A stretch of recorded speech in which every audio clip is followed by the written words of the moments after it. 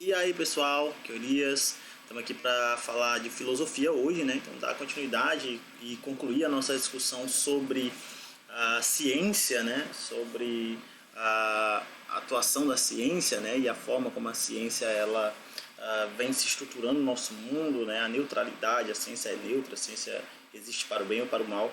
E aí a gente já veio discutindo uma série de conceitos. Hoje a gente vai pensar um pouco as relações de poder, né, e a instrumentalização da ciência como aspectos aí existentes, né, e que demonstram aí as formas de se pensar essa relação aí ciência e sociedade, tá? Então é importante vocês fazerem a leitura lá do livro. Anotem tantas questões da aula aqui como lá do livro, né? Porque na aula sempre tem coisas que não tem lá. E dúvidas que surgirem, mandem para mim lá no Google Class, eu vou responder e a gente vai dialogar, certo?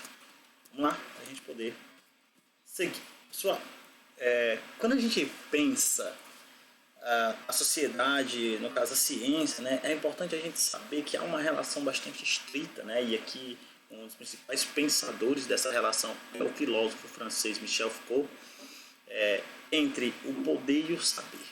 Né? O conhecimento ele está ligado a uma série de interesses, né? Interesses de poder, interesses de política que vão constituir, né, socialmente falando, práticas e elementos, né, que fazem, que compõem o que nós entendemos por ser o conhecimento científico nesse caso. Então, para o Michel Foucault, pessoal, nem a ciência nem a história são lineares e progressivas.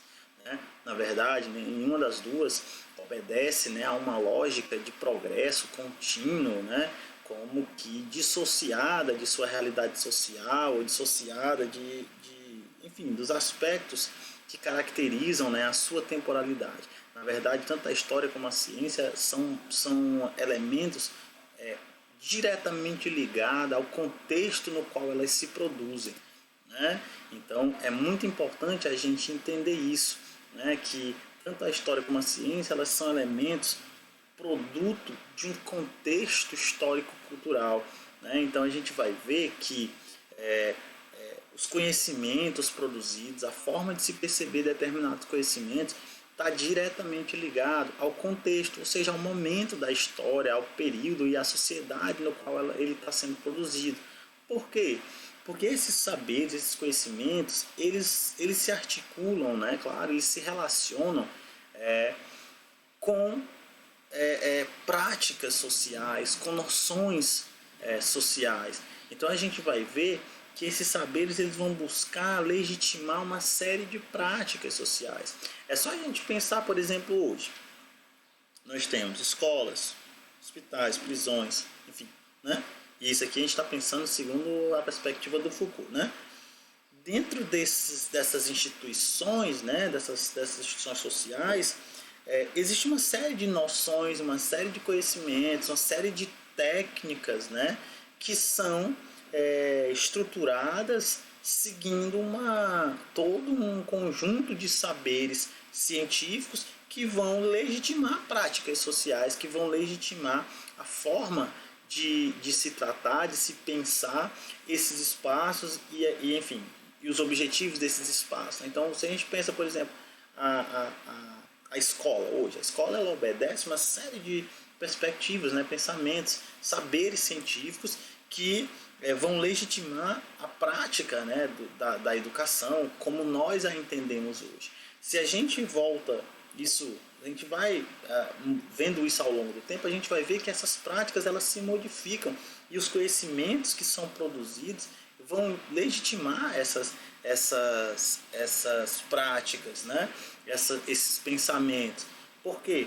Porque aqui o que a gente está destacando é isso, né? Há uma relação muito próxima entre o contexto sócio-histórico-cultural e o tipo de conhecimento produzido. Então não dá para a gente falar de um conhecimento que ele é progressivo, que ele é linear, como se ele não dialogasse, como se ele não tivesse em contato com toda essa realidade, com esses conflitos, com os interesses que existem nessa sociedade. Né? Então, olha só, essas práticas sociais legitimadas por esses conhecimentos, por esses saberes, elas implicam relações de poder, claro. Né?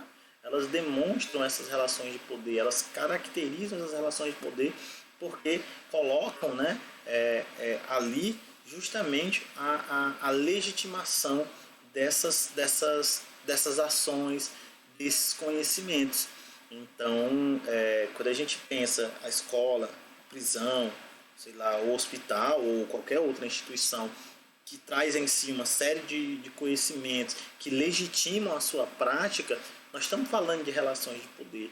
E o Foucault ele vai pensar justamente isso, né? Que essas relações de poder, né, elas vão interferir, elas vão influenciar nessa produção de conhecimento e, claro, quando a gente fala de produção de conhecimento no sentido amplo, a gente também coloca dentro disso a ciência, né? Então a ciência, o conhecimento científico, ele vai ser produto dessas relações de poder também, né? Ele vai ser produto do choque de forças e interesses de uma determinada sociedade, num determinado momento no tempo e num determinado lugar.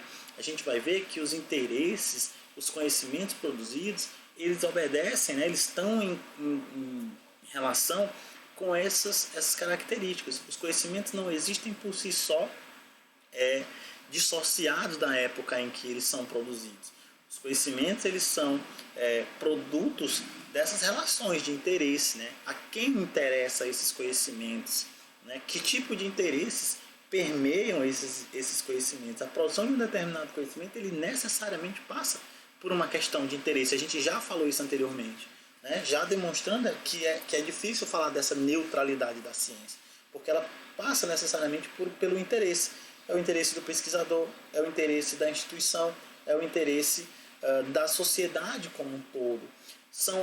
É a partir dos problemas do presente que surgem esses interesses, né? Então, geralmente, nós partimos de uma visão do que nós temos, quais são os problemas que nos cercam, e é a partir desses problemas que nós vamos buscar esses conhecimentos.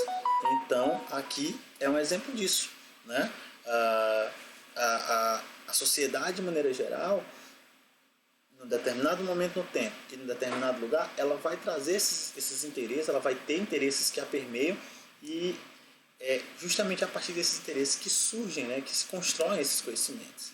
Então, o que o Foucault está ressaltando aqui, pessoal, é justamente isso, que pensar a ciência, né, o conhecimento científico como conhecimento que perpassa por uma série de características relacionadas à sociedade, o tempo histórico, a cultura na qual ela se desenvolve, as práticas que ela legitima, os interesses que se conflituam, demonstra mais do que claramente que não dá para falar de uma ciência neutra e progressiva, né? Na verdade, mostra-se que ela está diretamente associada aos interesses da sociedade no qual ele é produzido e no qual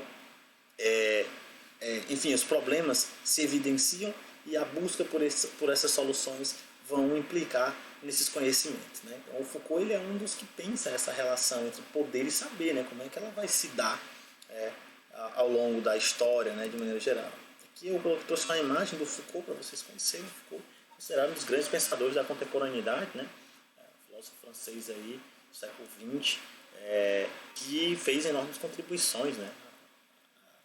Filosofia, a história, por aí vai. Outro filósofo bastante importante, pessoal, é o Max Horkheimer, né, que é um filósofo aí alemão, né? O Max Horkheimer ele vai trazer justamente, ainda mais ou menos naquilo, partindo um pouco, né, semelhante ali ao que o Foucault pensou, né?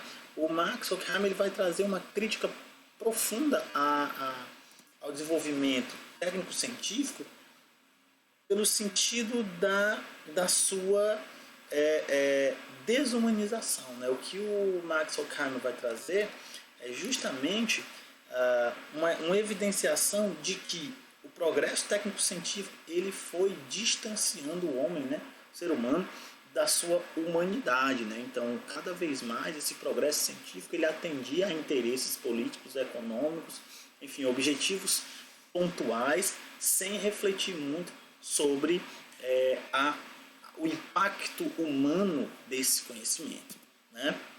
Então, o que o Max Horkheimer vai trazer é que, ao criar um conjunto de instrumentos, né, de intervenção sobre a natureza, a sociedade de maneira geral, esse processo ele não acompanhou, né, ele não procurou refletir criticamente se o que a ciência cria pode trazer algum mal a algum grupo de pessoas. Né? Então aqui o que o Max Horkheimer vai trazer é justamente o que ele chama de razão instrumental, né? A utilização da razão, e aqui a gente está falando da razão científica, né?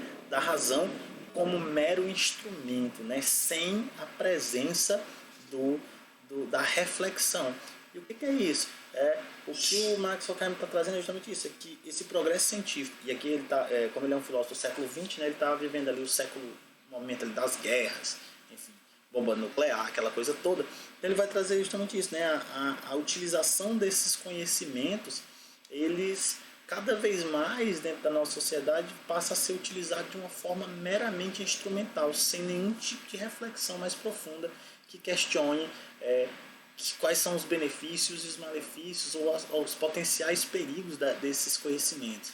Mas os conhecimentos são produzidos com o objetivo de atingir um determinado fim e atender a um determinado interesse. E nada mais a partir disso. Né? Então, por isso que ele chama de razão instrumental. Né? Se a gente pensar, por exemplo, a analogia de uma caneta, a caneta é um instrumento, né? Então, nós usamos a caneta para escrever. Esse é o objetivo dela. O fim em si da caneta é escrever, é registrar, é permitir o registro. Né? Então, por ser um instrumento, né, ela vai justamente exercer aquele objetivo dela sem um tipo de reflexão. Então, imaginando a ciência ou a razão científica, fazendo analogia com essa caneta, né, na perspectiva do Horkheimer, seria mais ou menos isso. Né? A razão ela passava a ser utilizada de uma forma acrítica, de uma forma não reflexiva, que não observava, né, a humanidade, né, nos processos, não, ela simplesmente desumanizava esses processos. Olha o que ele coloca. A razão científica é capaz de produzir objetos e instrumentos eficazes, né, ou seja, úteis, como um abridor de lata, como um computador, um celular ou qualquer outra coisa útil aos indivíduos em sociedades. Por outro lado, ela não é capaz de refletir sobre os valores humanos mais importantes, como a justiça, a verdade e o bem. Então, enquanto você produz esses objetos com o objetivo a resolver um problema pontual, né, não há uma reflexão de forma mais ampla a respeito da justiça, da verdade ou do benefício dessa razão. E o que o Horkheimer vai colocar é que a razão sendo utilizada dessa forma, ela é um perigo, né? A razão técnico-científica utilizada dessa forma, ela seria um perigo para a própria humanidade, né? E aí o maior exemplo disso tudo seria a produção da bomba atômica, né? A produção da bomba atômica, ela é necessariamente uma forma desumanizada de aplicação dessa razão científica de forma extremamente instrumental. Utiliza-se o conhecimento científico para atender um determinado fim. Ponto. Atender determinados interesses. Não importando que tipo de malefícios, ou que tipo, ou se é justo, ou se é benéfico. Simplesmente utiliza-se para atingir um determinado fim. Aí você vai ter a bomba atômica, por exemplo, de Hiroshima e Nagasaki, né? Que matou ali pelo menos 180 mil pessoas em questão de minutos, né? Então, a utilização desse tipo de ciência para atender esses objetivos é o que o Max Horkheimer vai chamar de razão instrumental, né? Então, olha só, a razão científica dissociada da reflexão teria se transformado em um instrumento, como outro qualquer, que visaria resolver algum problema prático ou atingir algum objetivo imediato, não importando os problemas humanos que ela possa ocasionar. E aí a gente vai falar de utilização, por exemplo, de armas químicas também, é uma forma instrumental de utilizar esse conhecimento técnico-científico, né? A utilização das armas, né, como a gente já falou, tudo isso seriam formas de utilizar essa razão, utilizar esse conhecimento científico sem a sua reflexão humana, né? sem essa perspectiva crítica.